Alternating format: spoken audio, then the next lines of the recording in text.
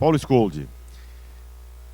Paulo é um engenheiro com todas as letras maiúsculas. É um cara que tem uma base conceitual impressionante, professor lá da escola da Universidade Federal de Minas Gerais. Não só isso, mas é um cara mão na massa. Eu já vi o Paulo com a mão na massa debaixo do avião, engraxado, com ferramenta na mão. Empreendedor, inovador, é um baita exemplo para todos nós aqui, no espírito que nós temos nesse nosso seminário, né? Eu espero que ele fale também do seu projeto mais famoso, recente, aí, o Anequim, um avião que bateu vários recordes aí de velocidade, um avião esportivo, quer dizer, algo que vai chamar muito a nossa atenção aqui. Então, dando espaço para o Paulo, por favor, somos todos ouvidos aí. Obrigado, Paulo, por ter vindo aqui hoje. Valeu, obrigado.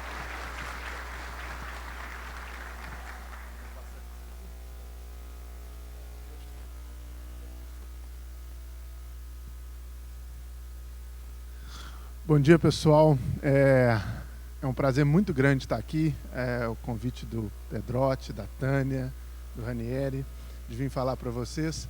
Confesso que eu fico um pouco intimidado de estar aqui, né? Falar de desenvolvimento de aviões, de inovação, para uma empresa que me impressiona cada dia mais, né?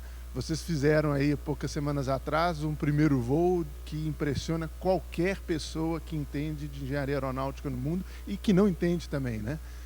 Flap em cima, trem em cima, teto de serviço, VMO, MMO,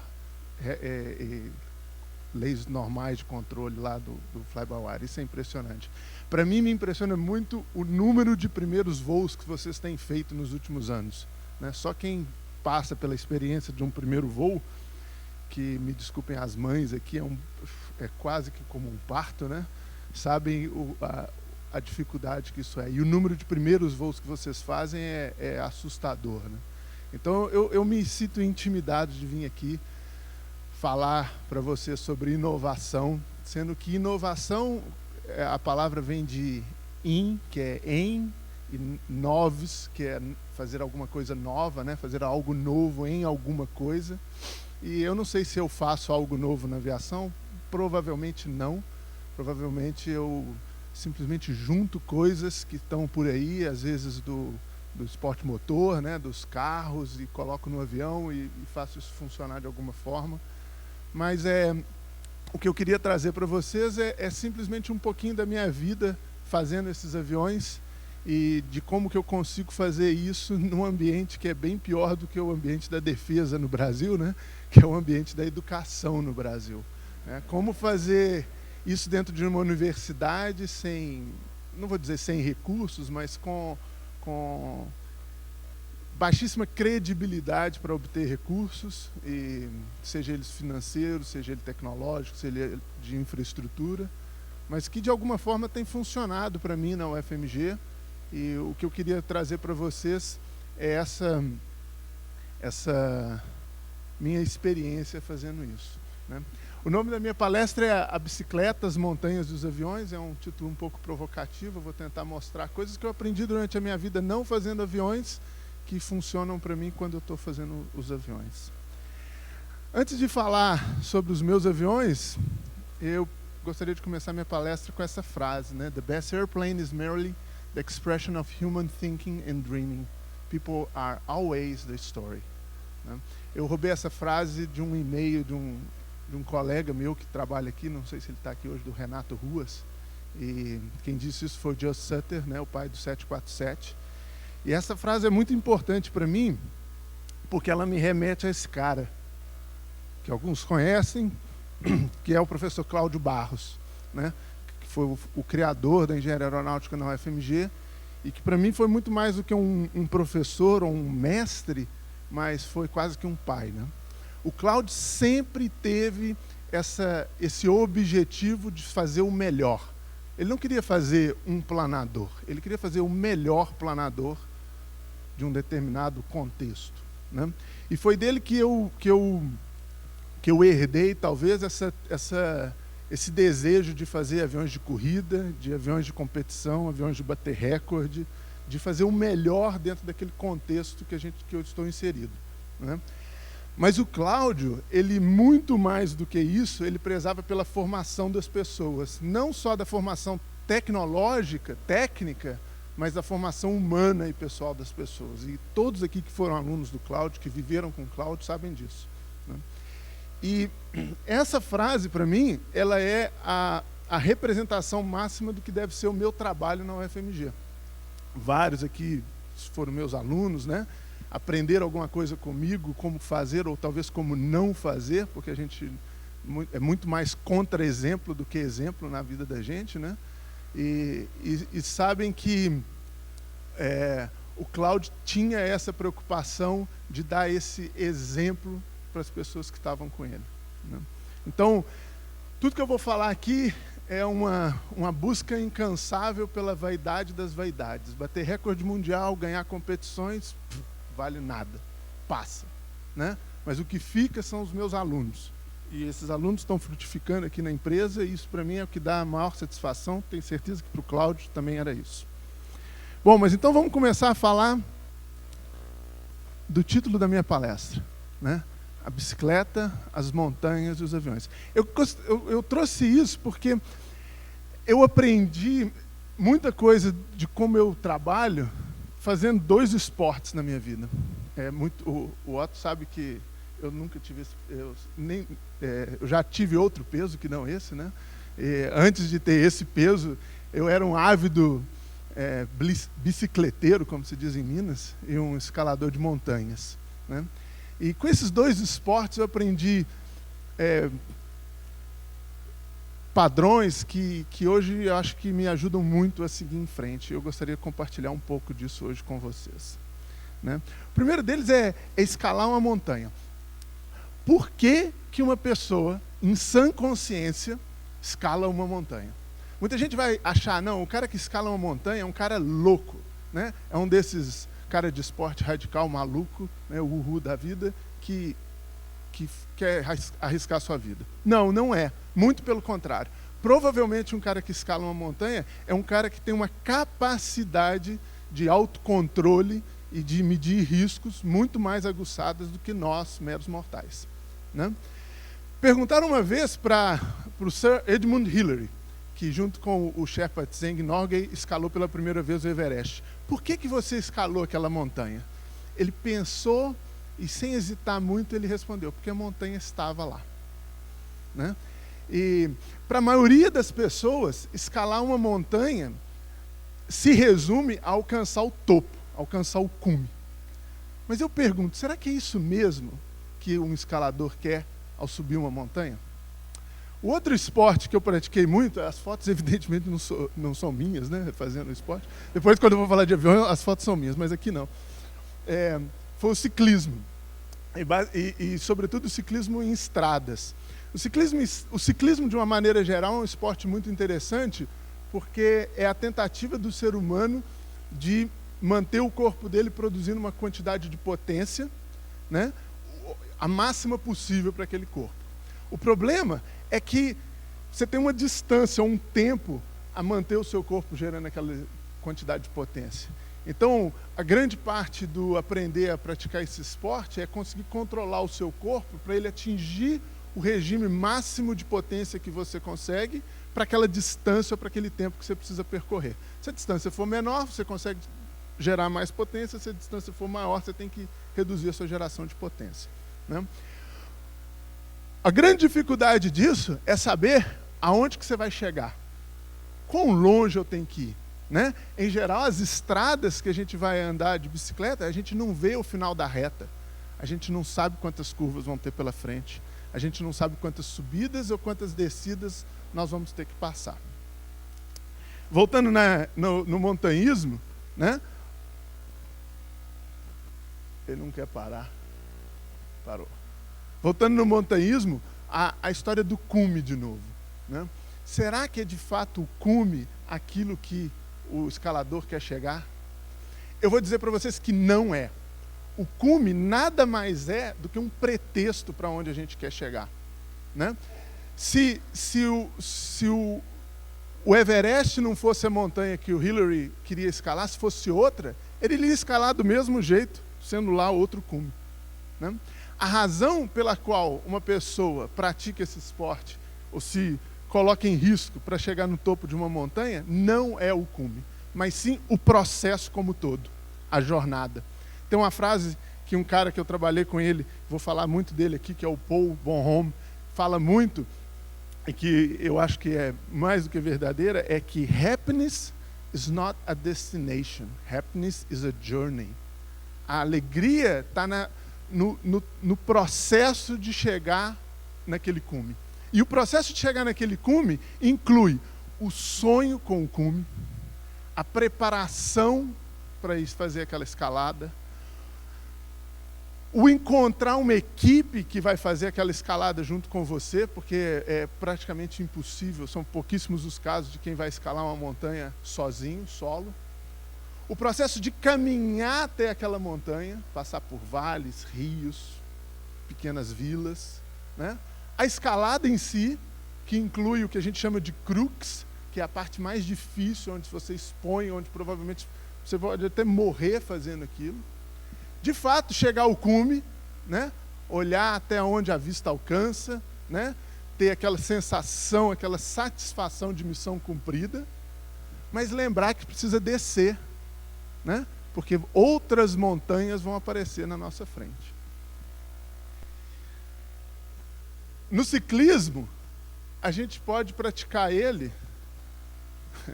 de duas formas. Uma é sozinho, numa estrada, né? Que talvez seja a forma mais dramática de praticar esse esporte, né? Chamado time trial. Você contra um relógio, você tem uma distância a perseguir e você quer fazer aquilo o mais rápido possível. Você não tem referências de outros seres humanos produzindo potência para saber o quanto que você consegue produzir de trabalho, né? Você não sabe qual é o limite do seu esforço para chegar naquele objetivo que você tem, né? A segunda forma é em equipe, como está nessa foto aí, onde tudo fica muito mais fácil, né? Uma pessoa passa na frente da outra e reduzindo ali um pouco do arrasto aerodinâmico, a gente consegue desenvolver velocidades muito maiores do que a gente consegue sozinho, a gente consegue alcançar distâncias e objetivos muito mais longes do que a gente conseguiria sozinho. Por quê? Porque o trabalho em equipe, a capacidade do time não é a média da capacidade das pessoas. A capacidade do time é a soma da capacidade das pessoas. E isso pode parecer óbvio, mas não é óbvio. Isso faz muita diferença num trabalho em equipe. Lembrar que quando a gente está em equipe, vocês aqui sabem muito bem disso, talvez não tenham percebido ainda, né? Que o time não é a média de vocês, o time é a soma de vocês, né? E isso fez muita diferença na minha vida profissional, trabalhando em equipes, onde as minhas habilidades somavam ao time e as minhas deficiências eram supridas pelaquele time. Vou falar de aviões, depois eu volto um pouquinho para dizer o que isso tudo tem a ver com fazer avião, né? Por que subir uma montanha, por que pedalar numa estrada tem a ver com fabricar aviões. Eu vou contar um pouco da minha história para vocês, fazendo os aviões. E o primeiro deles foi esse daqui, o CE-308. É lógico que essa foto já é do final do processo todo, né? O processo começa bem mais doloroso do que isso.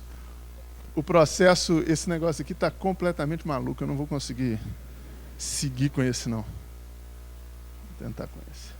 O processo começa muito mais doloroso do que parece, sobretudo quando a gente está numa universidade e há quantos anos atrás? 1999, 16, 17 anos atrás, onde as coisas eram bem mais difíceis do que são hoje, né? Esse projeto, eu trabalhava com o Cláudio estava fazendo doutorado dele, o Cláudio usava muito pouco computador, eu era escravo dele. Eu ia à casa dele todos os dias, transcrever tudo que ele fazia à mão, seja desenhos ou seja texto, para o computador, diariamente durante o meu curso de graduação. E um dia era meu aniversário, e eu imaginei que o Cláudio não sabia que era o meu aniversário, e fui para a casa dele. E chegando na casa dele, agora esse daqui não funciona. Chegando na casa dele, ele me barrou no portão e falou: nós não vamos trabalhar hoje não, nós vamos almoçar que eu tenho um presente para te dar. Na mão dele tinha uma revista enrolada e a gente foi para um shopping lá em Belo Horizonte, almoçamos juntos. No final ele me disse, eu tenho um presente para te dar, você pode aceitar ou não. Falei, vindo você eu vou ter que aceitar, né, Cláudio? Ele falou, não, você ainda tem a chance. Eu falei, não, vamos lá. Ele abriu a revista tinha uma reportagem de um pequeno avião nos Estados Unidos que tinha acabado de bater um recorde mundial. Cláudio me disse então, Paulo, na universidade nós nunca vamos fazer o avião mais rápido do mundo, ou mais performático do mundo, né? Porque a gente não tem capacidade técnica, a gente não tem dinheiro, a gente não tem pessoas. Mas se a gente restringir essa categoria, nós vamos poder sim fazer o melhor do mundo, né? Esse era o espírito do Cláudio, assim, tudo que ele queria fazer tinha que ser o melhor em alguma coisa. Se não era o melhor, ele arrumava algum adjetivo para falar que era o melhor. Era bem o Cláudio, assim, né? Então ele me colocou esse desafio, é evidente que eu aceitei, né? O Otto me conhece aqui desde que a gente está na graduação, a gente graduou junto e competir sempre foi um objetivo nosso. E eu comecei então a projetar esse avião como meu trabalho de graduação naquele ano. No final do ano o Cláudio falou, você precisa sair do Brasil, eu vou te mandar para a Alemanha para você aprender a fabricar. Você não sabe fabricar. Pagou uma passagem para mim, me mandou para a Alemanha, na casa de um cara chamado Armin Quast, e por lá eu fiquei 3 meses fabricando planadores e tendo aula particular à noite com o Armin de aerodinâmica. E voltando, eu me graduei. E graduado eu tinha 2 opções na minha vida, que era vir ser colega de vocês, ou tentar fazer mestrado. Em 1999, a Embraer estava no auge, contratava tudo que podia, né? E eu fiquei muito na dúvida, até o dia que o Cláudio tirou R$1.500 do bolso, colocou em cima da mesa e falou, aqui é o início da construção do 318, se você quiser. Seu fé da mãe me comprou por R$1.500 e eu aceitei, não sei se eu fui bobo ou não, mas eu aceitei, e com aqueles R$1.500 a gente começou a construir esse avião, né? Eu me candidatei ao curso de mestrado na UFMG como um mero pretexto de continuar na UFMG, de continuar com um vínculo com a UFMG para poder usar a infraestrutura da UFMG para construir o avião. E com muita dificuldade a gente foi então construindo esse avião. Vocês veem aí o processo todo, né? E além desses R$1.500 que foi o V0 que o Cláudio me deu, eu consegui um patrocínio de R$500 por mês. Naquela época o dólar era 1 para 1, equivale a gente falar uns $500 por mês, né? E acreditem ou não, as coisas saíram do papel, né? Se transformaram em realidade com a quantidade de recursos muito, muito, muito pequena. Esse avião ficou pronto no final de 2001 e continua bem maluco aqui. E a gente começou a operar ele. Tá bom. A única questão é que... Bom, vamos lá. Você pode ir passando aí de uns 30 em 30 segundos, você anda para frente. Porque a minha apresentação só tem fotos, só para dar um contexto no que eu estou falando aqui. Se eu precisar parar, eu te falo, mas de uns 30 em 30 segundos você pode mandar a ficha. Então a gente começou a operar esse avião, e para operar esse avião eu precisava de um motor, e esse motor nunca apareceu. Nunca tive a oportunidade, o recurso financeiro para comprar esse motor. Então nós tivemos a brilhante ideia de pegar um motor que estava num outro avião da UFMG, um ultraleve, que já tinha voado algumas horas com bastante confiabilidade, e instalar nesse avião para a gente poder começar a voar e tentar mostrar para o mundo que a gente conseguiria fazer alguma coisa e assim conseguir recurso e fazer o avião voar. O motor é um Rotax 2 tempos, e mundialmente conhecido por ser um motor que falha. E com a gente ele tinha várias horas no ultraleve, nunca tinha falhado, e a gente resolveu colocar ele no avião, né? Nós voamos o ano de 2002 praticamente todo, muitas dificuldades, eu tinha muita dificuldade de conseguir fabricar um trem de pouso que funcionasse adequadamente, não pelo projeto em si, mas pelo processo de fabricação da lâmina em material composto. Muitas dificuldades com o sistema propulsivo em si, no acerto de hélice, né? Esse é um avião que tem passo fixo, então equivale a gente arrancar de 5ª marcha, e como os objetivos eram de muita velocidade, a gente eu talvez tenha errado nisso e tentado partir para uma hélice já muito agressiva desde o início. E nesse processo todo foi muito interessante como é que o Cláudio me tratava, né? O Cláudio, como numa escalada, ele era o meu guia, né? Mas o guia nunca ia na frente. O guia estava sempre atrás de mim, né? Como também na escalada é o cara que segura a corda, a ponta da corda, né? E naquele processo todo, ele me deixava tentar passar por aquela fase que era bem difícil para mim, né? Ele me deixava cair quando era preciso cair, né? E quando ele via que não ia passar, ele ia lá e colocava o dedo dele, né? Eu me lembro muito bem, depois de um desses voos, a gente foi almoçar. Vocês viram aí algumas fotos, a operação era toda no aeroporto de Confins.